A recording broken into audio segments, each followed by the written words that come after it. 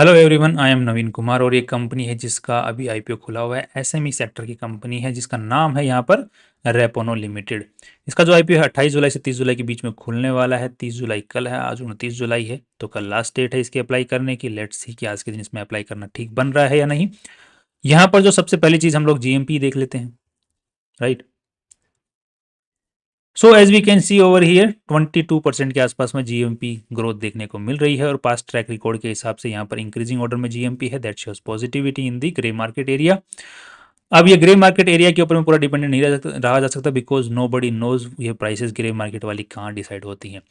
अब ये एक ग्रे एरिया है। ग्रे मार्केट एरिया मतलब ग्रे एरिया, दैट मीन्स कि उसका किसी को कुछ नहीं पता।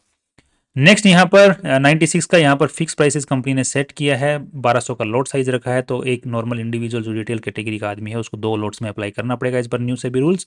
27 करोड़ रुपए उठाने की कोशिश करें जिसमें सारे पैसे कंपनी के पास में ही जा रहे हैं। मालिक लोगों के पास में 100% मालिकाना हक कंपनी का बिफोर द आईपीओ था। आफ्टर द आईपीओ 72% रह जाने वाला है। अब यहाँ पे 50% कोटा रिटेल इंडिविजुअल इन्वेस्टर्स के लिए रखा गया है। इस डिटेल को ना पढ़ें, ये बेकार है। यहाँ पर आप लोग देख सकते हैं कंपनी ने, ओके नोट दिस वन, यहाँ पर देख सकते हैं। सो रिटेल इंडिविजुअल इन्वेस्टर्स हैं उनके लिए जो टोटल ऑफर्स शेयर्स ऑफर्ड हैं उसके अंदर में से 9 लाख शेयर जो है रिटेलर्स के लिए रखा गया है जो 2 लॉट्स के साथ में अप्लाई करने वाले हैं।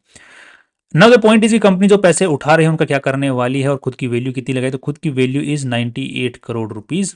100 करोड़ से कम की वैल्यू लगाई है और यहाँ पर जो पैसे उठा रही है, अब उससे पहले पैसे उठा रही है क्या काम में लेने वाले उससे पहले ही देख लेते हैं कंपनी करती क्या। तो कंपनी जो है as a storage service provide करती है और साथ में लॉजिस्टिक या ट्रांसपोर्टेशन सर्विस भी प्रोवाइड करती है जो कि कंपनी की स्टोरेज सर्विसेज को यूज़ करते हैं बेसिकली उन्हीं को।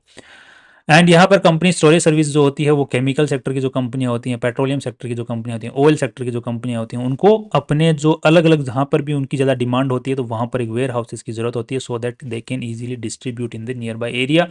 तो उन कंपनियों को ये एज ए स्टोरेज सर्विस और मेंटेनेंस सर्विस प्रोवाइड करते हैं क्योंकि अलग अलग टाइप के केमिकल, अलग टाइप का जो गैस हो गया, ऑयल हो गया, उसको एक अलग टैंकर की ज़रूरत पड़ती है, अलग कितना टेम्परेचर की ज़रूरत पड़ती है। तो storage and warehousing services बहुत इंपॉर्टेंट, उसमें मेंटेनेंस बहुत ज़रूरी चीज़ है। तो ये मेंटेनेंस एंड स्टोरेज लॉजिस्टिक्स की सुविधा उन कंपनियों को प्रोवाइड करती है। That's a very good thing. So this company works in that particular field. Next, अब यहाँ पे कंपनी जो पैसे उठा रहे हैं उन्हें क्या करने वाले, तो वेयर हाउस या जो मेंटेनेंस सर्विस होती है उसके अंदर में इन सब चीज़ों की ज़रूरत पड़ती है। तो कंपनी एक तो पैसा वहाँ खर्च करने वाली है, इक्विपमेंट्स और खरीद रही है, राइट। दूसरा, जो वेयर हाउस के अंदर रेकिंग सिस्टम होता है जहाँ पे सामान को रखना पड़ता है तो उसके लिए पैसों के खर्च करने वाले तो लगभग 1.5 करोड़ रुपया। बाकी जो लगभग 1 करोड़ रुपया जो है वो सॉफ्टवेयर डेवलपमेंट में खर्च करने वाली है ऑफ कोर्स। और साथ में ही लगभग 9 करोड़ 10 करोड़ रुपए जो है वर्किंग कैपिटल जो रोजमर्रा का काम कंपनी का चल रहा है उसमें खर्च करने, दैट मीन्स कि शॉर्ट टर्म लोन वगैरह चुकाने वाली है बेसिकली, राइट। एंड नेक्स्ट अब थोड़ा सा देख लेते हैं कंपनी की आरएचपी इस बारे में क्या बोल रही है। तो कंपनी के पास में जो भी प्रॉपर्टीज आज के दिन क्योंकि हमने ऑब्जेक्ट्स वगैरह सब कुछ देख लिया है, लिटिगेशन वगैरह कुछ खास इस कंपनी पे है नहीं। एंड कंपनी का अगर हम लोग प्रॉपर्टी की बात करते हैं तो यहाँ पर जो भी प्रॉपर्टी आज के दिन यूज़ कर रही है कंपनी, उसमें से मोस्ट ऑफ द कंपनी जो प्रॉपर्टीज़ हैं लगभग 3, और जो वो हैं वो कंपनी ने खरीद रखी हैं, owned by the company. And 2 properties और हैं वो लीज के ऊपर में भी कंपनी वेयर हाउस चला रही है लीज पे लेकर के भी। नाउ नेक्स्ट, कंपनी का टॉप 10 कस्टमर से ही पूरा रेवेन्यू आज के दिन आ जा रहा है। दैट मीन्स कि टॉप सिंगल कस्टमर से ही कंपनी का 30 मतलब 1/3 हिस्सा, मतलब मोस्ट ऑफ द जो रेवेन्यू है वो बेसिकली देखा जाए तो 5 ही कस्टमर से कंपनी का रेवेन्यू आ जा रहा है, राइट। 5 कस्टमर से ही कंपनी का रेवेन्यू आ रहा है, दैट्स अगेन फाइन। और पुराने ट्रैक रिकॉर्ड के हिसाब से भी कंपनी का जो रेवेन्यू स्ट्रक्चर, जो dependency on the limited number of customers, वो बढ़ती ही जा रही है। So revenue is not expanding, the customer numbers are not expanding because इस पर्टिकुलर फील्ड के अंदर में कस्टमर हैं ही कितने वैसे तो। नेक्स्ट, अब यहाँ पे जो कंपनी का रेवेन्यू आ रहा है वो पर्टिकुलरली कौन सी चीज से आ रहा है, सो मेंटेनेंस वाली चीज से आ रहा है। एक तो देखो रेंट से आ ही रहा है, वेयर हाउस का जो रेंट है उससे तो आ ही रहा है, साथ में मेन जो पैसा आता है वो मेंटेनेंस सर्विस से आ रहा है बिकॉज मेंटेन करना बहुत बड़ी इश्यू है उस पर्टिकुलर चीज़ के जो आइटम्स होते हैं उनको। सो वहीं से ज़्यादा रेवेन्यू आज के दिन आ रहा है। नेक्स्ट, ही इनके आप फोटोज वगैरह देख सकते हैं यहाँ पर। And next let's see the balance sheet, क्या बैलेंस शीट हमें बोल रही है आज के दिन। तो टोटल पैसा इस कंपनी में 25 करोड़ रुपया ही लगा हुआ है, राइट। 25 करोड़ रुपए में से अगर जो इन्वेस्टर्स का पैसा देखते हैं तो वो 14 करोड़ रुपीज ही लगे हुए। अब 14 करोड़ रुपए जब पिछले साल के मुकाबले कंपेयर करके देखते हैं तो वहां पर 9 करोड़ थे, इस बार 14 करोड़ है बिकॉज कंपनी ने इस साल जो है क्या किया है, प्रॉफिट कमाया है 5 करोड़ रुपए के आसपास का, राइट। नेक्स्ट तो 5 करोड़ बढ़ गए, यहाँ पे 9 करोड़ से 14 करोड़, 5 करोड़ बढ़ गए, तो दैट्स नाइस। नेक्स्ट कंपनी के ऊपर में लोन की अगर हम बात करते हैं तो लॉन्ग टर्म लोन कुछ खास नहीं है, but short term loan company ने अच्छा खासा ले रखा है, और जिसके ऊपर में कंपनी बोली वर्किंग कैपिटल रिक्वायरमेंट में हम इस लोन को चुका देंगे, तो कंपनी का फ्यूचर के अंदर में हो सकता है देयर आर चांसेस कि इंटरेस्ट जो फाइनेंस कॉस्ट है जो कि 57 लाख रुपए की वो बच जाएगी और नेट प्रॉफिट में इंक्लूड हो सकती है, देयर आर चांसेस। राइट। अब यहाँ पे कंपनी का हम लोग अगर हम लोग यहाँ पर चेक करते हैं तो कंपनी की जो ग्रोथ है, ग्रोथ देखने को मिल रही है, दैट इज नाइस। अब ग्रोथ तो आ रही है, बट पॉइंट इज की कंपनी का क्या यहाँ पर जो लोन है, लोन अमाउंट है वो क्या बढ़ती जा रही है? यस, लोन अमाउंट बढ़ती जा रही है। क्यों? रीजन है इस चीज़ का मेनली एक रीजन है, कंपनी जो रेवेन्यू कमा रही है, नेट प्रॉफिट जो जनरेट कर रही है, वो कैश की फॉर्म में कंपनी के पास में नहीं पहुंच रही, और काम को जारी रखने के लिए कंपनी को लोन लेना पड़ता है, तो यहाँ पर वही चीज़ देखने को मिल रही है।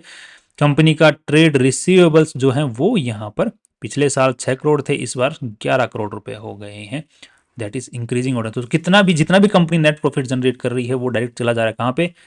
ट्रेड रिसीवेबल्स के अंदर में, राइट।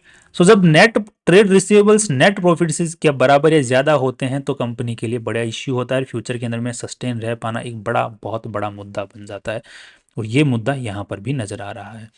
अब कंपनी नेट प्रॉफिट जनरेट कर रही है, 13 रेवेन्यू मतलब 2023 में 13 करोड़ का रेवेन्यू जनरेट किया, फिर 34 करोड़ का रेवेन्यू जनरेट किया, यहाँ पर 51 करोड़ का रेवेन्यू जनरेट किया है कंपनी ने, because this data is in thousands, तो थाउजेंड्स के डेटा को हम लोग कन्वर्ट करेंगे करोड़ में, तो 51 करोड़ का रेवेन्यू। यहाँ पर देखने को मिल रहा है कि कंपनी का जो खर्चा है 2023 के अंदर में, ये जो खर्चा है यहाँ पर है नो ऑपरेटिंग खर्चा, ये वाला जो पर्टिकुलर जो माल का खर्चा है ये 50% निकल के आ रहा है रेवेन्यू के मुकाबले, यहाँ पे भी 50% निकल के आ रहा है रेवेन्यू के मुकाबले, बट यहाँ पर जो है वो काफी कम हो जा रहा है, बिकॉज यहाँ पर रेवेन्यू जो है 34 करोड़ से 51 करोड़ पहुंच गया, बट खर्चा जो है वो मात्र कुछ लाखों में पहुंचा है, लाखों की वजह से ही बढ़ा है, लगभग 50 लाख के हिसाब से ही बढ़ा है, तो ऐसा कैसे हो गया? तो ये थोड़ा सा मेरे को सवाल हुआ है अगेन, बिकॉज नेट प्रॉफिट अच्छे खासे बढ़ गए हैं, तो खर्चा नहीं बढ़ेगा तो नेट प्रॉफिट बढ़ेंगे, तो नेट प्रॉफिट क्यों नहीं बढ़े? क्या पर्चियां काटी हैं नकली वाली? तो वो थोड़ा सा क्वेश्चन मार्क लग रहा है यहाँ पर।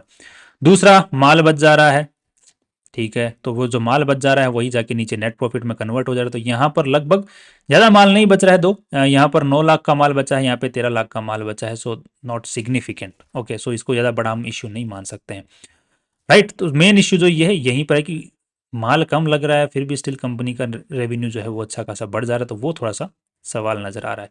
दो, कंपनी का एम्प्लॉय बेनिफिट एक्सपेंसेस है, जितना रेवेन्यू बढ़ रहा है उसके हिसाब से कंपनी का एम्प्लॉय बेनिफिट एक्सपेंसेस भी बढ़ रहे हैं, सो ये थोड़ा सा अगेन सहूलियत देता है कि हाँ ठीक है भाई, बट एंड अदर एक्सपेंसेस भी बढ़ रहे हैं 6 करोड़ रुपए से, सो ये भी थोड़ी सहूलियत देता है कि ठीक ठाक काम चल रहा होगा, उम्मीद है थोड़ी बहुत।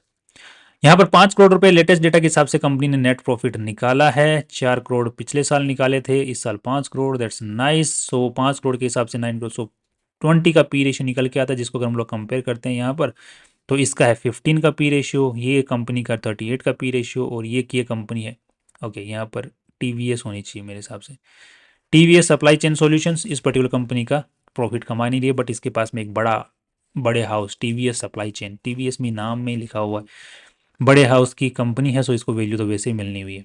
सो इस कंपनी के मुकाबले ये वाली कंपनी है एक आरवी एंड कॉन, इसके हिसाब से कंपनी ने वैल्यू महंगी लगाई है, 20 का पी रेशियो, स्टिल महंगी वैल्यू है, right.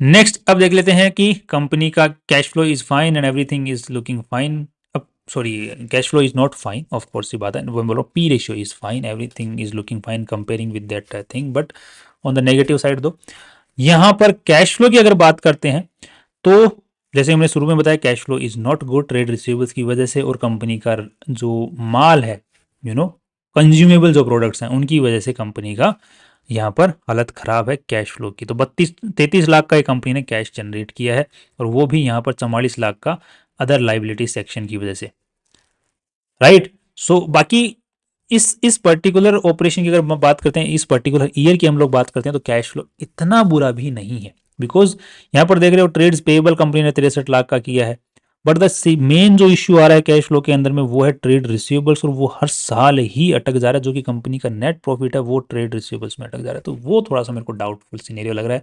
So because of this doubtful scenario, this doubt, मैं इस कंपनी के अंदर में लॉन्ग टर्म में नहीं रह सकता भाई।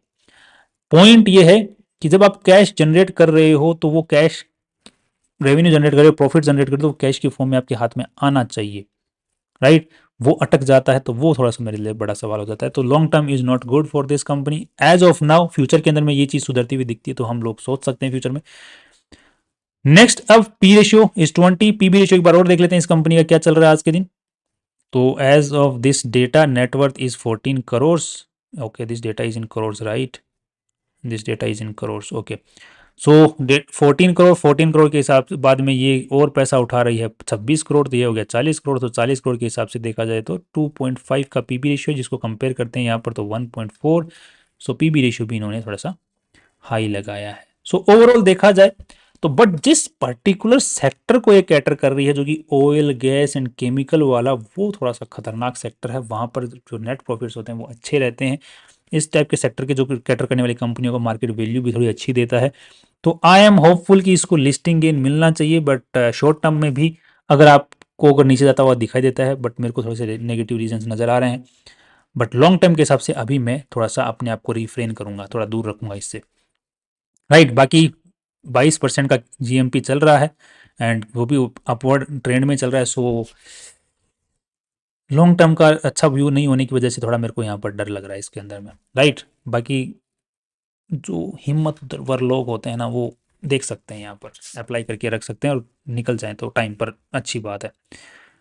जब तक अपर सर्किट लग रहा है, अगर अपर सर्किट लगता है, खुलता है ऊपर, अपर सर्किट लगता है तो ठीक है, अपर सर्किट नहीं लगता है तो निकल जाओ, रिस्क ले लिया, ठीक है, हटाओ। That's all from my side. कल फिर मिलते हैं इंपॉर्टेंट वीडियो के साथ में। बाकी आपको भी डिसीजन बनाना है, अपना फाइनल डिसीजन अपने फाइनेंशियल एडवाइजर से पूछ के और रिसर्च करने के बाद में बनाना है। That's all from my side, see you tomorrow.